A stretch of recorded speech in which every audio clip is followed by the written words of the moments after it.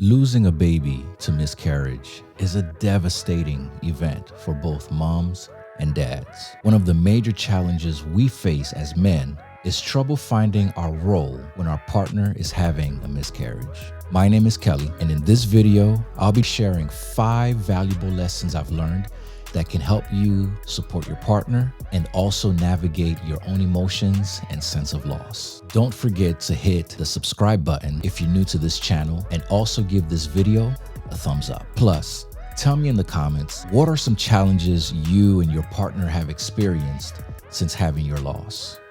In one of my 4 loss experiences to miscarriage, I was going through the normal routine of getting ready to go to work one morning. Suddenly, my wife screamed for me in a way that communicated that something was dreadfully wrong.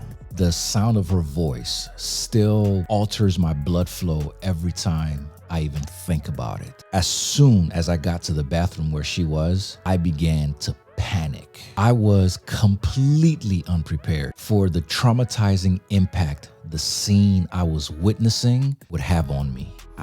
I couldn't move. I was rooted to where I stood, utterly horrified by all the blood and how intense she was suffering. I was totally paralyzed by fear and anxiety.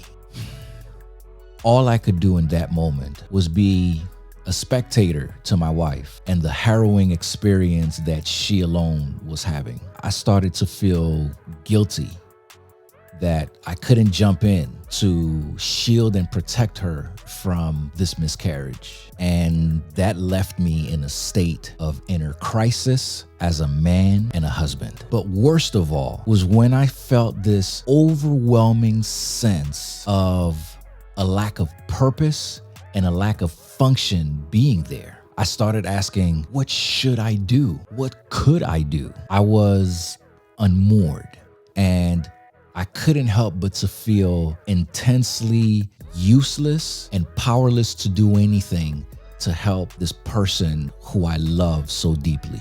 In his blog entry from February 2013 titled "How a Man Handles a Miscarriage," Marcus Brotherton writes, "It's an odd thing about miscarriages. They just happen. Sometimes there's an underlying cause that can be addressed, but most often there's virtually nothing that anybody, no medical doctor, minister, or magician can do to prevent them. They occur in about 1 in every 5 pregnancies. Doctors will tell you that it's the body's way of cleansing something that wasn't meant to be. There's no rhyme nor reason, just mystery and vagueness, something to wonder about but never understand." He continues to say, "Yet each one is heartrending, and the man finds himself in a unique spot. He's often the silent sufferer, the one called upon to support and encourage and comfort. Yet inside, he's as equally torn up as his spouse or girlfriend, as unsure of what to do next, as grief-filled, discouraged,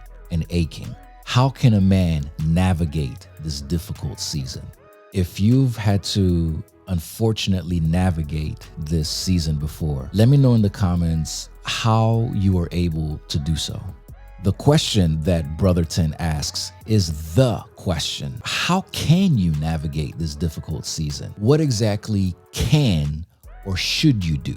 The obvious response is there is no magic wand you can wave, or rule book you can consult, or a how-to video you can pull up to tell you what you should do in your precise situation. And although you're now watching this video addressing this very question, odds are you're not watching it in the exact moment your partner is having the miscarriage, or you've already had your loss, or you haven't had your loss yet, and God willing, never will. The truth is, there is nothing you can do to stop the miscarriage from happening. Equally as true is that regardless of how it happened or happens, there still are some things you can do. I can't give you a list of must-dos because that would be unhelpful and irresponsible. What I can share are 5 valuable lessons my collective experiences have taught me,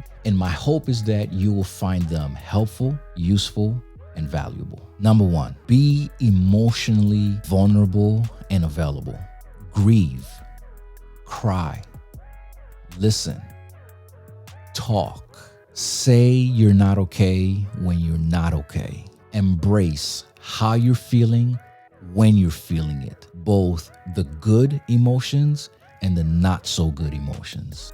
Really talk about it if she is after what you're thinking and what you're feeling. If you're not a talker, write it down, read it to her. What's important is that you make a commitment with yourself that you're not gonna hide behind the facade of I'm fine and I'm okay, and really open up to her if it's safe for you to do so.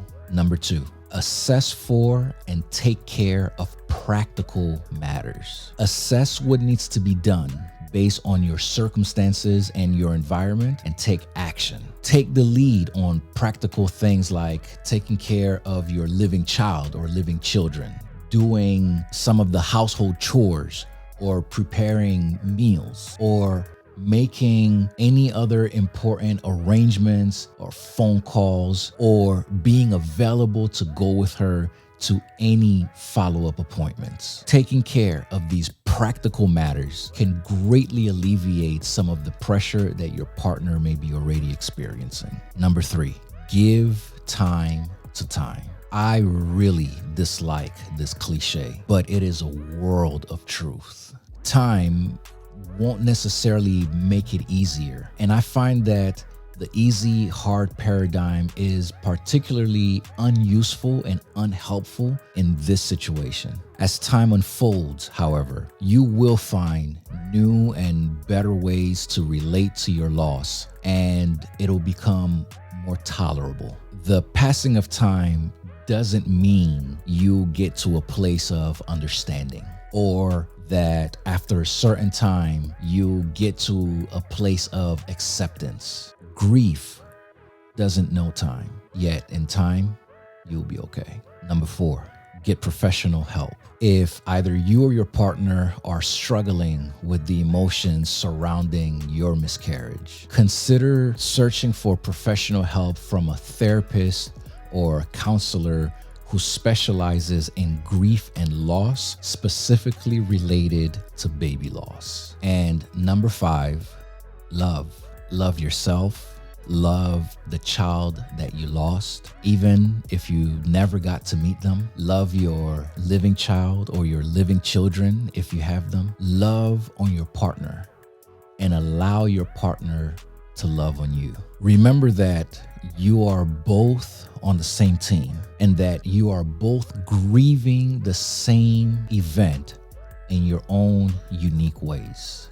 I am really sad that you've gone through or are going through this terrible experience. And if right now you've come back to this video on a future date from when you first saw it because you've since experienced a loss, then I'm even more heartbroken. And I extend to you my sincerest sympathy, regardless of your present circumstances. My desire for you after watching this video is that you regain a sense of balance after the disorienting impact of your loss, or that you are equipped with knowledge beforehand to serve you personally or someone else who you may know.